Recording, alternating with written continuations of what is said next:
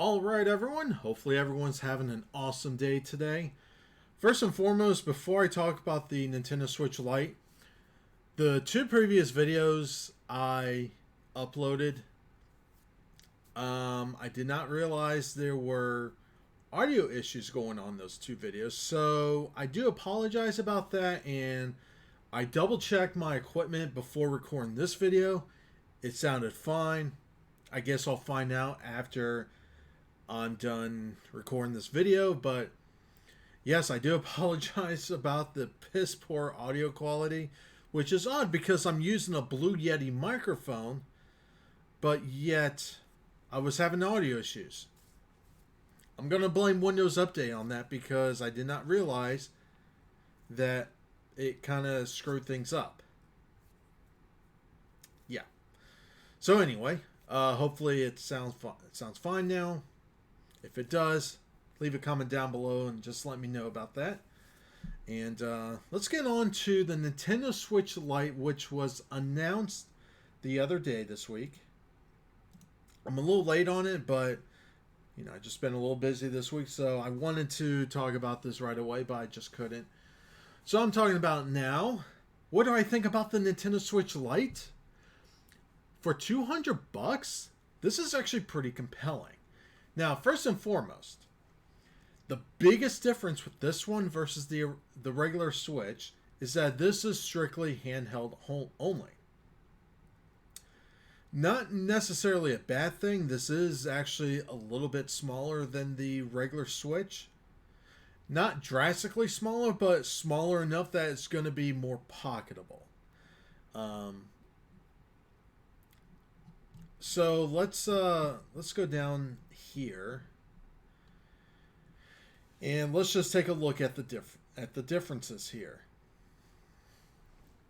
Nintendo Switch Lite, handheld mode only. Now, Nintendo did say that you can wirelessly connect or sync up Joy-Con controllers and basically controllers that you would normally sync the controllers to the system. That will still work, but you will not be able to essentially connect it to a TV to output it onto a TV. So in that aspect, I'm a little bit on the fence about that, but at the same time, it gives you an option for people that if they want to have the ability to actually play Nintendo Switch games on your TV, that's what the regular $300 Switch is for. Now, the Switch Lite, what's really compelling about this is the D-pad. It's going to have a real D-pad. This is going to be a self-contained system. I think it's supposed to have the same amount of memory, but you can always expand it with micro SD cards. And I actually checked the price I originally paid for a 400 gig micro SD card versus now, and let's just say it's at least $100 cheaper now. But that's technology for you. So, the things you won't get is you won't get TV mode. There's not going to be a built-in kickstand, so you won't be able to put it on the table. But I'm pretty certain that there's going to be at least a third-party company that has a Switch Lite branded stand for it.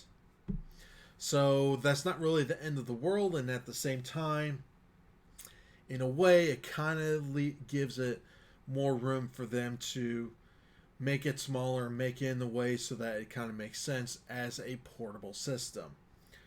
Because at least I know a little more than half of the user base of the Switch pretty much strictly plays it in handheld mode. So in a lot of ways, this actually does make a lot of sense. You're going to have a couple of different colors. You're going to have a yellow, light gray, turquoise, and of course there's going to be a special Pokemon version. right here. Kind of cool. Personally, for me, if I was to get one, I would probably give the light gray. Yeah, I know it's probably the more boring color out of all of them, but I, personally, for me, I just kind of prefer either having black or close to black hardware as possible. So I'll probably go with the light gray. Um, Basically, the specs on this.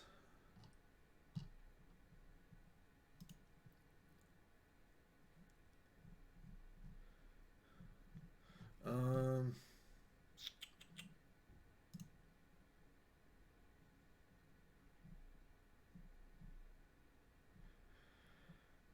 oh man, where are the?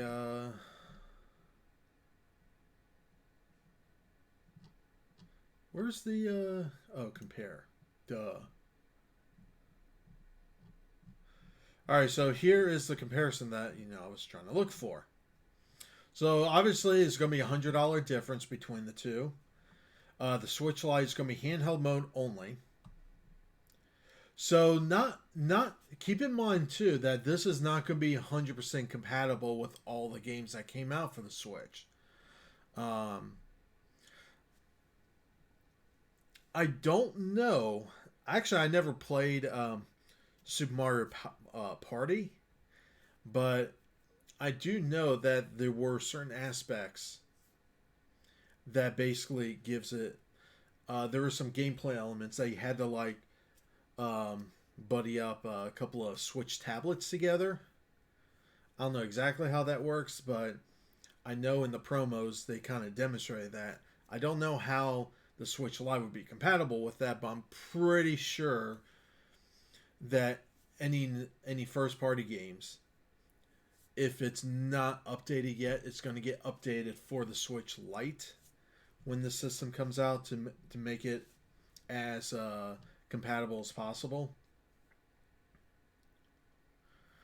So is not going to have HD Rumble or IR motion camera, and that is the. Let me actually grab one of my Joy Cons. It's not going to have this shiny black piece on the bottom of the right Joy-Con.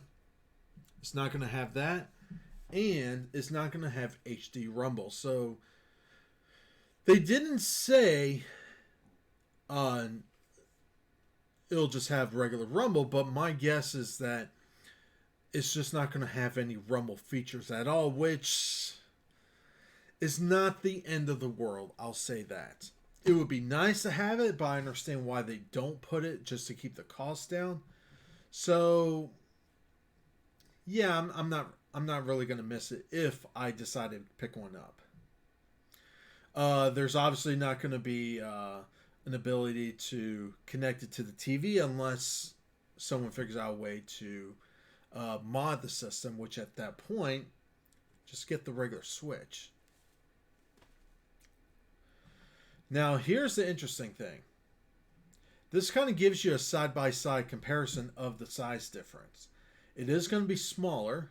Not going to be drastically smaller, but it is going to be smaller enough that I think for someone like me, for example, where I actually do play the system quite a bit in handheld mode. If I'm home, yeah, I would probably play it on the TV. Most of the time, honestly, I actually do play it in handheld mode. I actually do see myself picking one up for that reason. And being that this is a smaller system, it's a lot more pocketable. This was kind of pocketable, but it was kind of pushing it. So the fact that the Switch Lite would be smaller physically, it's actually a pretty good thing. It is going to have a smaller screen though. It's going to have a 5.5 inch screen versus a 6.2 inch screen, which I don't understand why people out there are complaining about the screen still being 720p. Most games, actually, I'll tell you for a fact that every single Switch game that is played in portable mode won't be higher than 720p because that's what the screen is. And I think a lot of people out there don't understand that when you are pushing more pixels on the screen, even if the game is not rendering in that resolution, is still going to eat up more battery, and this is going to cause the system to work a little bit harder, which in turn higher heat and a shorter battery life. So if you complain about that and you don't really understand that, you're kind of negating some of the benefits about sticking to a 720p screen. And to be honest, even when you shrink the screen down a little bit in the Switch Lite case, it's actually going to look a little bit sharper because even though it's the same resolution, the pixels are slightly smaller, which means it's going to be sharper. I don't know why people complain about that, but they do. The battery life is going to be about a half hour better than the original Switch. So that is something, it's not necessarily a bad thing, but at the same time, personally for me, even though the battery life is a little bit on the shorter side than I like, I haven't really ran into an issue where I actually ran out of battery. But I think I only did it once, and that was like early on when I was strictly playing a game in portable mode. So I think for the average person, the battery life is going to be fine.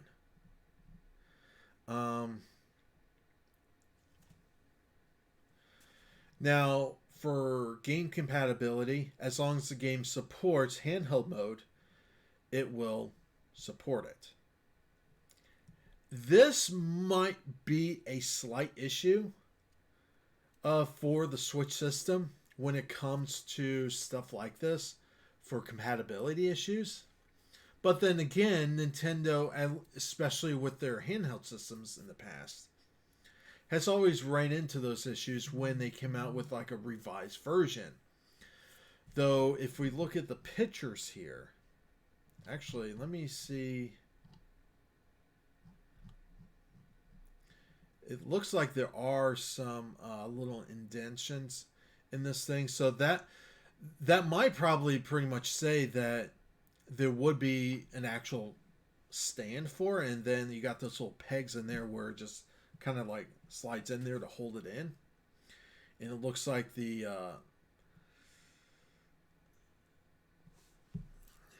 kind of looks like the speakers are pointing down though. I don't know if I like that too much. Interesting. But of course,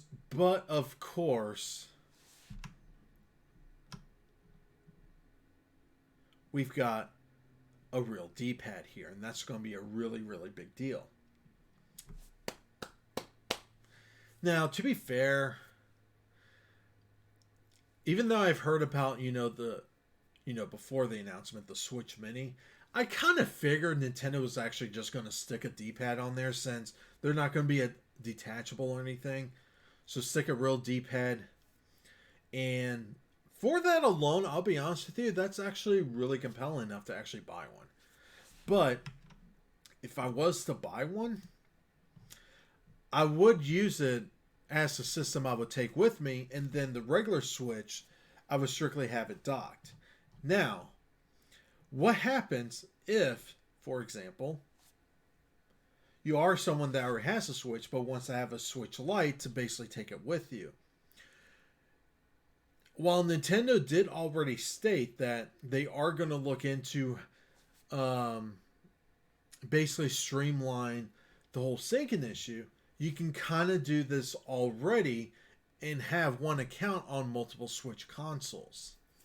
The only difference is you can't really play them at the same time, which, you know what, fine, makes sense. It's just like any other service. But at least personally for me, it will give me the ability to basically have the same library on the Switch, on both Switch systems, and with the cloud saving, which is why any game that comes out for the Switch, if it does not have the cloud save, I do not care. I'm not going to buy it for that reason. So, any future games that comes out, listen to all you developers and publishers, make sure that's added in there. Which is why I don't play Splatoon 2 anymore, because, well, let's just say there's something happened with my Switch. I had to reset the system and I lost my saves. Because even though I pay for Nintendo Switch Online service, it does not support cloud saves. So if I want to replay that game, I'm basically starting from scratch and I'm pretty much done playing that game. So all in all, what do I think about the Switch Lite? I think it's going to sell well. For anyone out there that's saying, oh, why is it $200? It should be cheaper. Wait for Black Friday or closer to Christmas. I'm almost certain that either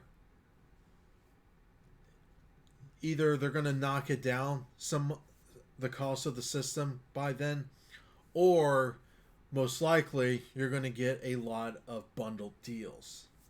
So that's just something to keep in mind there. If I was to pick one up, I would probably pick one up at launch and then do an unboxing video on this channel. So I might end up doing that. You know, I'm actually kind of compelled to get one, to be honest with you. So, yeah, that's pretty much it. I give it a thumbs up on it. And Nintendo already confirmed that there is no new other, Switch Pro revision coming out this year. So, yeah, for this Christmas, you're going to have 2 different Switch consoles to choose from. And the good thing about the Switch Lite now is that even when the next gen consoles comes out, let's just be realistic. There are, unless, apart from the first parties, which, it doesn't really matter when it comes to which system you get. There's always going to be exclusives for those systems. But when it comes to third-party games that releases games for multiple systems, as long as the game is being made for either the Xbox One or PS4,